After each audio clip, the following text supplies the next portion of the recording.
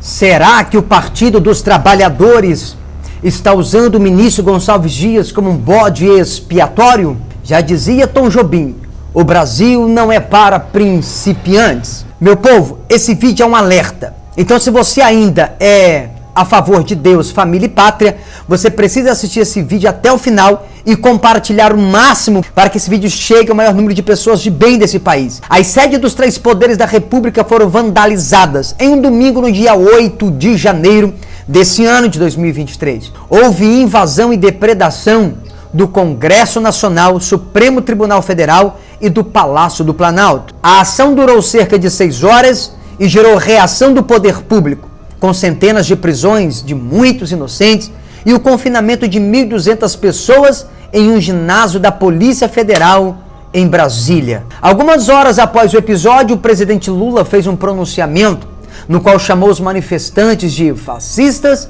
e de nazistas e atribuiu a responsabilidade dos atos a Jair Bolsonaro, mesmo o ex-presidente estando nos Estados Unidos na época. Mas, passado alguns dias, numa segunda-feira, 27 de fevereiro, um requerimento de abertura de uma comissão parlamentar mista de inquérito foi protocolada para apurar os atos de 8 de janeiro. Mas de forma curiosa, estranha e contraditoriamente, o governo federal foi contra a instalação de uma CPMI para que o parlamento apurasse livremente o que realmente aconteceu, principalmente do ponto de vista político, o que é estranho. As notícias negativas quase sempre são camufladas com informações bombásticas. São aqueles fatos tão impactantes que funcionam como uma cortina de fumaça, desviando as atenções. Nos últimos dias, uma notícia que deveria ocupar as principais manchetes na imprensa era o adiamento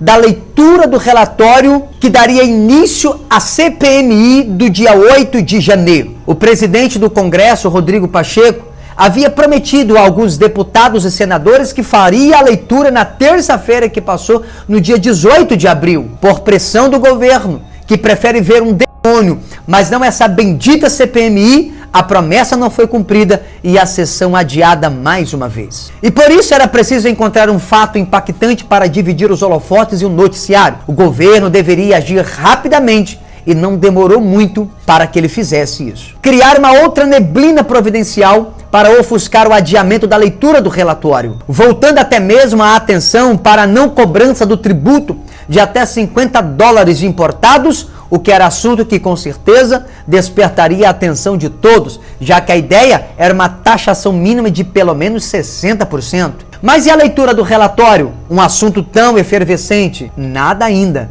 Quando parecia que a situação havia sido devidamente eclipsada, eis que surge uma outra bomba inesperada. A CNN Brasil diz ter tido acesso a imagens do circuito interno de 22 câmeras do Palácio do Planalto dos atos do dia 8 de janeiro, quando manifestantes ocuparam e depredaram prédios públicos na capital federal. Foram mais de 160 horas analisadas e vídeos suspeitos foram divulgados pela imprensa. Mas vazamento de imagens logo agora? Por que será? Me parece outra cena de ilusionismo para desviar o nosso olhar de algo maior e talvez muito pior que já esteja acontecendo. Acredito que teremos uma situação muito mais pesada brevemente. Mas é extremamente estranha e obviamente suspeita a presença de agora ex-ministro-chefe do Gabinete de Segurança Institucional Gonçalves Dias, junto com outros militares, no mesmo andar dos invasores no Palácio do Planalto, no dia 8 de janeiro, como se nada estivesse acontecendo. Que tipo de notícia mais importante poderia surgir para se transformar em uma nova nuvem? Não funcionou nem como fumacinha o pedido de demissão do ministro e sua explicação não foi nada convincente. Continuamos sem saber o que ele fazia ali, despreocupado, mesmo sabendo da existência das câmeras. Ele achou que o sigilo das imagens seria suficiente para ocultar o que fez? Ou teria ele mesmo escondido as imagens do presidente Lula? São mais elementos para deixar a coisa ainda mais estranha toda a história envolvendo a invasão às sedes dos 3 poderes em janeiro passado, incluindo as prisões e a informação de que, no próprio dia 8 de janeiro, a Agência Brasileira de Inteligência, conhecida como ABIN, havia disparado no Sistema Brasileiro de Inteligência, que reúne 48 órgãos em 16 ministérios, diversos alertas sobre riscos iminentes de ataques a prédios públicos. Como assim? Dispara o alerta no mesmo dia? O cenário é tão doido que os noticiários não falam de outro assunto que não seja o vídeo divulgado. Parece estranho para você tudo isso?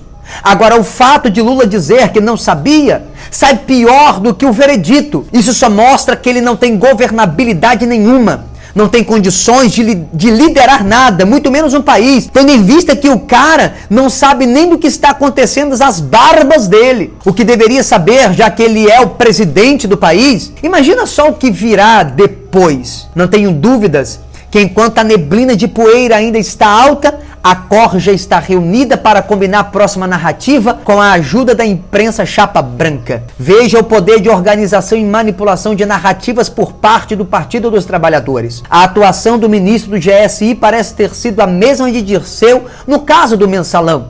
Quando descobrem o esquema, você precisa de um bode expiatório, com a diferença de que Dirceu era realmente um grande articulador, não é mesmo? E não há dúvidas de que Gonçalves Dias é apenas um militar empenhado em cumprir sua função no esquema. É simples, abram as portas, coloquem dois ou três para começar a quebradeira total, apostem no efeito manada e, se descobrirem, ponham a culpa em alguém.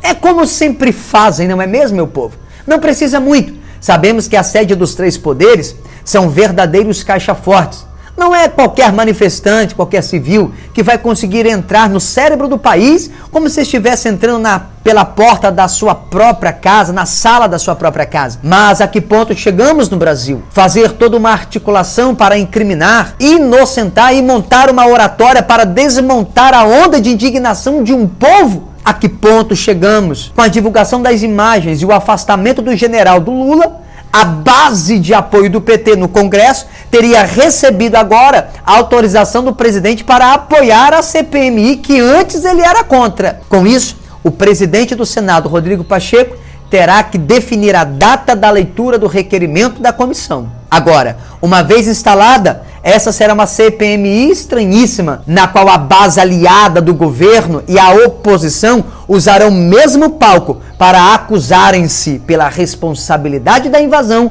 ou pela facilitação da invasão. São dois acusadores e, simultaneamente, dois réus. Não será só a mais estranha, como deverá ser a CPMI mais imprevisível da história. Por fim, o STF ficou numa posição bastante delicada, né? Tendo em vista que o Xandão já sabia do acontecido, não é mesmo? Se também mandou prender suspeitos de facilitarem o 8 de janeiro como Anderson Torres, para ser coerente, terá que mandar prender Gonçalves Dias e todos os que estão na cadeia de comando e que teriam sido negligentes, como o ministro da Justiça Flávio Dino e o próprio presidente da República. Mas eu duvido que o faça, já que ministros do STF, já cientes do ocorrido do dia 8 de janeiro, votaram a favor de tornar réus manifestantes inocentes. Que juristas são esses? Que seres humanos são esses?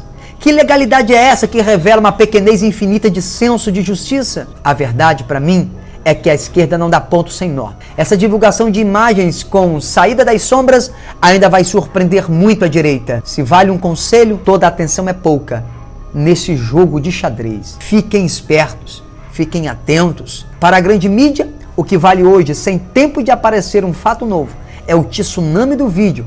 Se chegarão ou não a Lula, só o futuro dirá. Mas, segundo Gonçalves Dias, o GSI encaminhou uma apresentação com as filmagens mais sensíveis ao presidente Lula e que todas as horas de filmagens foram enviadas aos órgãos envolvidos na investigação, desde o Supremo Tribunal Federal, a Polícia Federal, o Exército Brasileiro e a Polícia Militar do Distrito Federal. O general também afirmou que as filmagens estavam em sigilo previsto no Código de Processo Penal. Mas e aí? Lula gritou, não vai ter golpe, e o presidente sou eu, acusando um militar de vazar os vídeos, e ele agora declara guerra aos militares golpistas. Bom, o país tem seus imperadores, e é surreal como a certeza da impunidade sempre impera nesse país, né, meu povo? Será que somos os fantoches e ficaremos calados mais uma vez? Ou será que podemos preparar a pipoca e ficarmos prontos para assistir os próximos capítulos dessa novela? Eu não sei, mas o Brasil não é para principiantes. Compartilhe esse vídeo para que todos fiquem antenados, porque talvez seja apenas mais um jogo de ilusionismo e tudo isso seja apenas uma cortina de fumaça para encobrir algo muito maior. Que o Senhor te abençoe e te guarde, em nome do Senhor Jesus.